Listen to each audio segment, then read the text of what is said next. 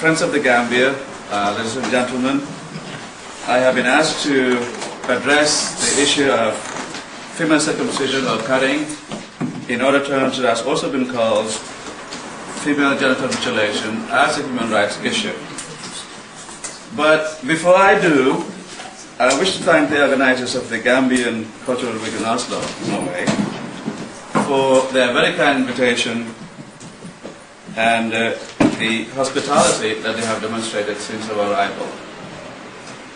I am really extremely delighted and honored to be here, as this is an opportunity that I appreciate greatly and one that I will always cherish. Paul and I, as my wife, also wish to thank our hosts, Omar Rami and Ivo Rami, and all our friends, old and new, for their warm reception and hospitality since our arrival in this lovely city. We are indeed greatly touched. Now, in reflecting upon the issues of female genital mutilation or female circumcision, what I will try to do is to provide an overview of some of the issues I consider to be important. Invariably, many of the things talked about by Amy, I will also talk about. There is indeed a lot of overlap between these concerns that I raised. And hopefully, during the question and answer period, I will be able to flesh out some of the concerns and questions that you may have. Let me begin by suggesting or saying that by setting aside this week to celebrate the Gambia's rich and diverse cultural heritage, Gambians in Oslo, and in particular all of Norway, help maintain and sustain, and in fact renew, the ties that bind Gambians in the diaspora to this tiny but beautiful country and its peoples. In celebrating the Gambia and its people, you recognize and in fact highlight the place and contribution of the Gambia to a world of interrelated cultures. In setting aside this week to celebrate the Gambia, Gambians in Norway also showcase to the larger community of Oslo the Gambia in all its beauty, its majesty, and yes, of course, its contradictions. And contrary to the presumption that globalization has the inevitable effect of neutralizing many non-Western cultures, this Cultural Week in Oslo reaffirms the historic resilience and changing nature of Senegambian culture, and Gambian culture in particular, despite the influences from other cultures. This enduring yet changing nature of Senegambian and Gambian culture in particular has to do in part with the Gambia's geographic location. Gambia's cultural location, which is at the confluence of three major cultural civilizations: African, Arab, Islamic, and European. These civilizations have together shaped and continue to shape Gambian culture. Thus, Gambian culture is in many ways a syncretic culture. It is a culture that has been influenced, but more importantly, the African and Islamic strands perhaps are most dominant. Nonetheless, we must not underestimate the influence of Western and Christian cultures. Their effects are lasting and are still being felt today as they manifest themselves, likewise influenced by others. The issue of female discussion or cutting, as talked about by Amy, is a very sensitive one and a concern that is not customarily discussed by Gambian males and male academics at that. Many have tended to ignore the issue and or have stood by the sidelines and yielded to Gambian female activists, Western and African female academics, non-governmental organizations, and so forth and so on. Low male, and in particular Gambian male participation in this debate could be explained by the exclusivity that Gambian women have had over this issue. I must say, though, that this is changing gradually, and that while female exclusivity in framing the issues and the practice of FGM is still present, some men have joined the debate for a change. Thus, the cultural constraints that once limited discussion of female circumcision to female initiates alone, and who in turn gather their secrets from men and foreigners, are now eroding, perhaps very slowly. Now, discussing the issue of female excision or female genital mutilation as a male has its limits, obviously. And I therefore ask you to indulge with me in a discourse that is intended more to explore and raise some important concerns rather than to offending cultural sensibilities, and those of initiates in particular. Now, what takes place in women's secret societies, however, during female circumcision is paradoxically an open secret, thanks to the works of African, Gambian women activists, organizations, Western female academics, and activists as well. Thus, I could share with you that my venture in this terrain of female circumcision is a consequence of training, teaching, and interest in various aspects of international development, political economy, women, gender issues, and feminist theory for well over a decade. This interest was, in fact, very academic at the beginning. It took seeing the Malayan film, Fan Shen, the docudrama Warrior Marks by Alice Walker, about 10 and 5 years ago respectively, and listening to the harrowing narrative of a young Gambian woman initiate in London about 2 years ago to really awaken me and end my days at the sidelines. In fact, Warrior Marks and the Gambian woman's narrative in particular left me sleepless for several nights and forced me to look at female genital mutilation critically since.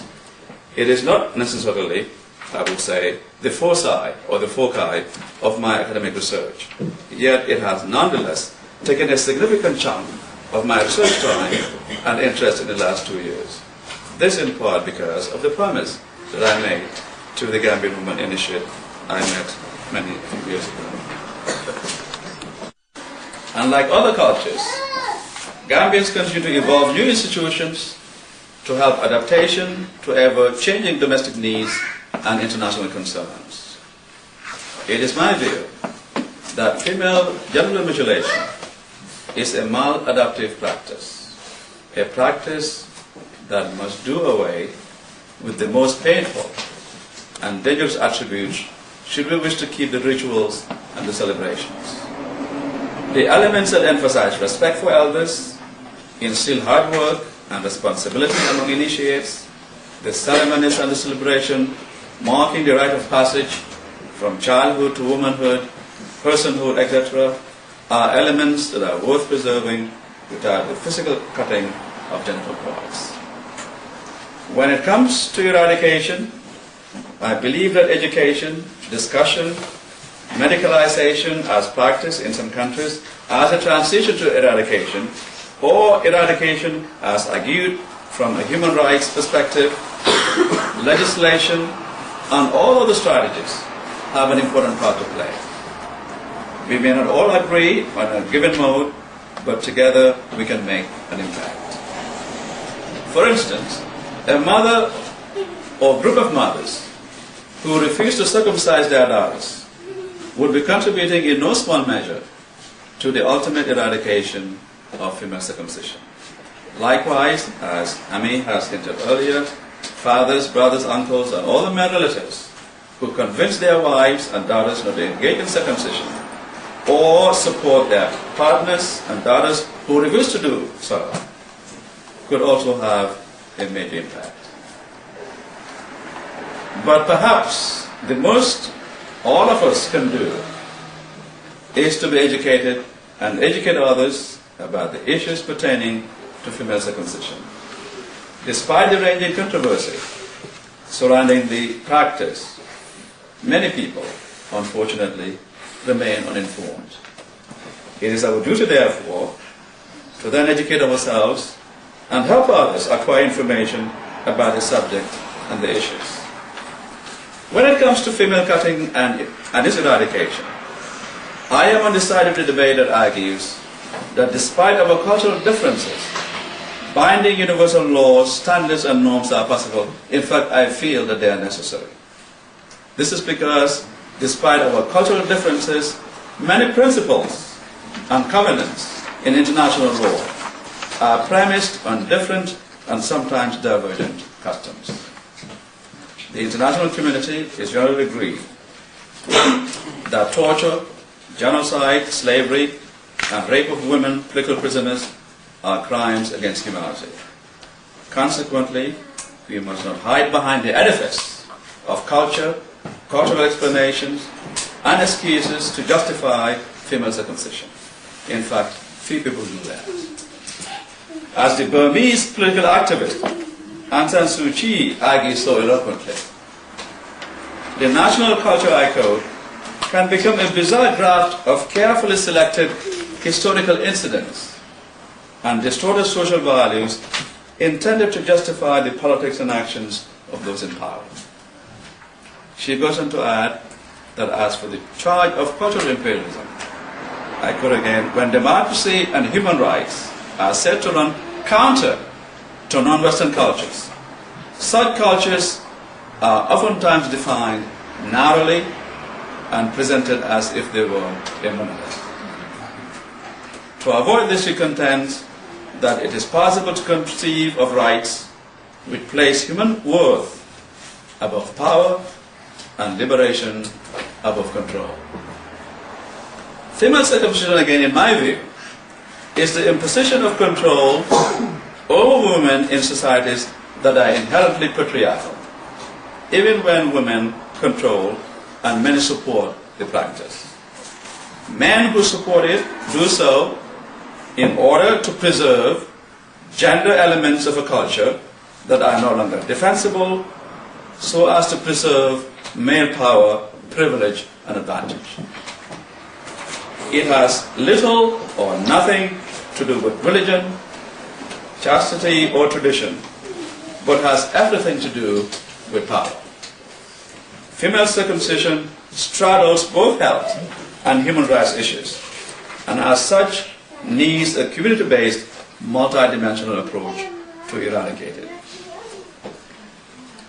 I urge you all, therefore, to get engaged and engage others in the debates and efforts to end female circumcision in the Gambia and elsewhere. This week's celebration of Gambian culture in Oslo is a reaffirmation that our culture, despite its shortcomings, is rich and one that all of us must take pride in. That you, together with women and men all over, including your Norwegian hosts and hostesses, governments and governmental organizations, will commit yourselves to the struggle to bring about a day when young girls will not be circumcised. That we will all work together toward a day when women will become equal partners and citizens of the world. Because men will never be completely and truly free unless the rights and freedoms, advantages and privileges that they have and take for granted are shared equally by women. Those Gambians, including Ami and many others, who risk life and limb and are leaders in the struggle, need our moral support. But more important, they also need our financial support. Too much is at risk when we leave the issues of female genital mutilation to a few politicians in the Gambia. In other words, we must support the fight for gender equality in the Gambia and elsewhere. And in fighting for gender equality and human rights, we must also fight for freedom, democracy, the rule of law, and not the least of all, free and fair elections in the Gambia come 2001. Because our chances of achieving gender equality is most optimal under a democracy rather than the military dictatorship that is currently in place in the Gambia. In conclusion, by setting this week aside to celebrate the Gambia's rich cultural diversity and history, Gambians in Oslo and in Norway demonstrate beyond doubt the proud traditions and practices we cherish as a people, and show to the world that the Gambia and Africa occupy a central place in the diverse cultures of humankind. That our cultures are indeed dynamic, rich and innovative, and want to be emulated by the world for its humanistic and other attributes. However, a culture that does not re-evaluate its deeply held values and traditions periodically and then discard its most undesirable elements would most certainly flounder in the end. We commend the Gambian and Muslim communities in Oslo and throughout Norway, their Norwegian friends, neighbors, governmental and non-governmental organizations, and implore them to work together in educating each other about female circumcision and its eradication. Thank you very much.